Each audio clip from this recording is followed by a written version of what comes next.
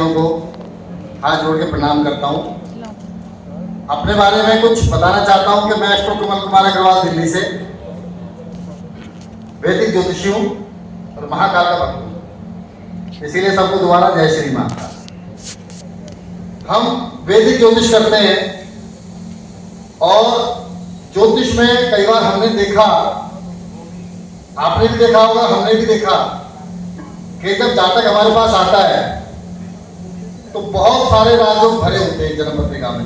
आपने भी देखा, हमने भी देखा, लेकिन पता चलता है वो तो बेचारा ठेली लगा रहा है या रिक्शा चला रहा है या कुछ बहुत बड़े बड़े राजयोग हैं लेकिन कुछ काम नहीं आ रहे।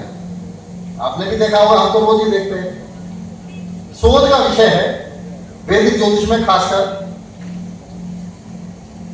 कि जब हम जन्म पत्रिका खोलते हैं तो सबसे पहले हमें क्या देखते हैं और क्या देखना चाहिए। 4 स्तंभ हैं ज्योतिष के, लगन, लग्नेश, सूर्य और चंद्रमा। 4 स्तंभ हैं और चारों में से अगर एक भी कमजोर है तो मुझे लगता है कि जातक 0 से 0, मुझे ऐसा लगता है। पहले बात करते हैं लगन के ऊपर और लग्नेश के ऊपर।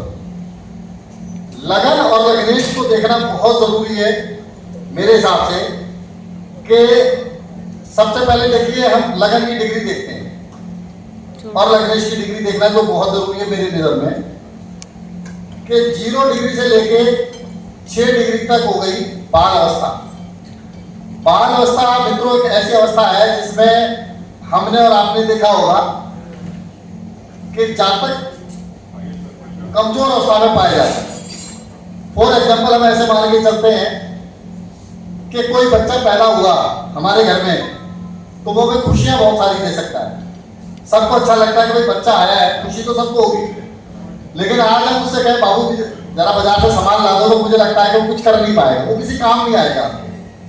तो ये असर है 0 अवस्था से लेकर 6 डिग्री तक, क्योंकि लगन के अंदर बल नहीं है। अब उसके बाद चलते हैं 6 डिग्री से लेके 12 डिग्री के बीच में किशोर अवस्था। किशोर अवस्था एक ऐसी अवस्था है जो बहुत ज्यादा तो कमजोर मैं नहीं बोलूंगा लेकिन फिर भी ठीक ठाक है। ऐसे जातक आप देखना, चल लगन में शनि बैठा हो या मंगल बैठा हो, 6 डिग्री से लेके 12 डिग्री के बीच में अगर लगन उदय हो रही है किसी जातक की, तो बड़े गौर से ध्यान देना कि उस जातक के अंदर बचपना बहुत ज्यादा होगा, कॉमेडी बहुत करेगा, उछल कूद बहुत करेगा और अपनी एनर्जी को वो लगाना चाहेगा लेकिन वेस्ट कर देगा ज्यादातर। यहां पे लगन सामान्य मानी जाएगी। 12 डिग्री से लेके 18 डिग्री के बीच में जिसके लगन और लग्नेश मजबूत होते हैं, लगन और लग्नेश दोनों के बारे में बात कर रहा हूं। 12 डिग्री से लेकर 18 डिग्री के बीच में जिसके भी लगन और लग्नेश मजबूत होते हैं, उसका लग्नेश खराब हो जाए, लगन खराब हो जाए, लगन में कोई पापी ग्रह बैठ जाए या पूरी कुंडली खराब हो जाए, लगन मजबूत हो, लग्नेश मजबूत हो, आदमी 0 से हीरो बनता है। चेक कर लेना, चाहे कितने दुर्योग भरे हो, क्योंकि उसके अंदर हिम्मत बहुत होगी, मेहनत बहुत करेगा, इच्छा शक्ति भी प्रबल होगी कि आदमी कुछ भी करने के लिए तत्पर है। ये जो अवस्था है ये युवा अवस्था कहलाती है और जातक इसमें बहुत ज्यादा मेहनती होता है। और सीधी सी बात है, जब जातक मेहनती होगा तो आदमी को तरक्की इसको मिलेगी। अगर यही भी अगर एक आध कारक ग्रह अगर बैठे केंद्र में तब तो जातक बहुत आगे तक जाएगा। उसके बाद आती है 18 डिग्री से लेकर 24 डिग्री तक के बीच में, ये होती है अधेड़ अवस्था। अब अधेड़ अवस्था ऐसे मान के चलिए जैसे 50 साल का कोई युवक है मेरी तरह। अब 50 साल का जो युवक है उसकी जिज्ञासा तो बहुत अच्छी है, दिमाग भी बहुत अच्छा है, सोचता भी बहुत अच्छा है, लेकिन कुछ हिम्मत जवाब दे देती है इस उम्र में। आप लोगों ने भी देखा होगा, आप इंसान के तौर पे क्या कर सकते हैं इस बात में, लेकिन उसके अंदर ज्ञान तो होता है, समझ तो होती है। तो ऐसे आदमी की सलाह बहुत अच्छी होती है, भले खुद कुछ ना कर पाए लेकिन समझ और सलाह बहुत अच्छी होती है। इसलिए ये अधेड़ अवस्था भी सामान्य है, बहुत अच्छा इसमें रिस्पॉन्स नहीं मिलता।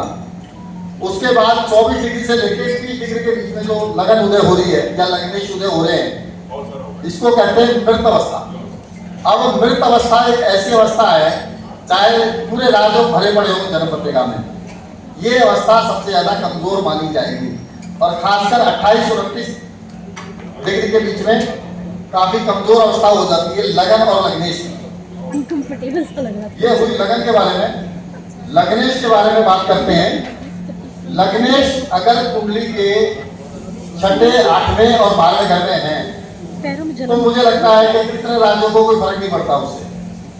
6ठे घर में जिसका लग्नेश होगा, ऐसा आदमी रोग और कर्ज से परेशान रहता है जन्म स्थान के आसपास, अगर वो जन्म स्थान के आसपास रहता है तो। लेकिन ऐसा आदमी जन्म स्थान से अगर दूर चला जाता है, कम से कम एक स्टेट पार कर जाता है या 1000 किलोमीटर दूर पार कर जाता है, तो मुझे लगता है जातक काफी अच्छा कर लेता है जीवन में, क्योंकि जन्म स्थान से दूर चला गया तो दुर्योगों में कमी आती है। अब यहीं पे लगने से अगर 8वें घर में आ गए, 8वें घर में संघर्ष बहुत देते हैं जीवन। फॉर एग्जाम्पल मैं एक बात कहना चाहूंगा, शायद किसी को अच्छी ना लगे मेरी बात। जितने भी निम्न स्तर के जो लोग हैं, चाहे वो रेडी पटरी लगा रहे हैं, चाहे वो दुकानदारी कर रहे हैं, चाहे वो जॉब कर रहे हैं, चाहे वो कारखाने में काम करते हैं, ज्यादातर लोगों के अष्टम भाव में लग्नेश मिलेगा। हमने भी चेक करा है, आप भी चेक कर सकते हैं। ऐसे लोग जिंदगी परेशान रहते हैं। अगर इनको लग्नेश का उपाय नहीं कराया जाए तो वो परेशान ही मिलेगा जाता है। लगन कुंडली में कितने राज्यों को उससे कोई फर्क नहीं पड़ने वाला। 12वें घर में लग्नेश अगर चले गए तो मुझे लगता है 12वें घर का लग्नेश ये कहता है कि भैया जन्म स्थान से दूर चले जाओ, तब तो रोटी खा लोगे। क्योंकि उसमें 3-4 थॉट आते हैं जिसके लग्नेश 12वें घर में चले गए। समझने वाली बात है कि लग्नेश जिसका 12वें घर में होगा, एक तो उसका अपमान बहुत होता है जीवन में। आप चेक कर सकते हैं, बहुत सारे लोग आपके साथ आते हैं, अपमान बहुत होगा और जीवन में कई बार वो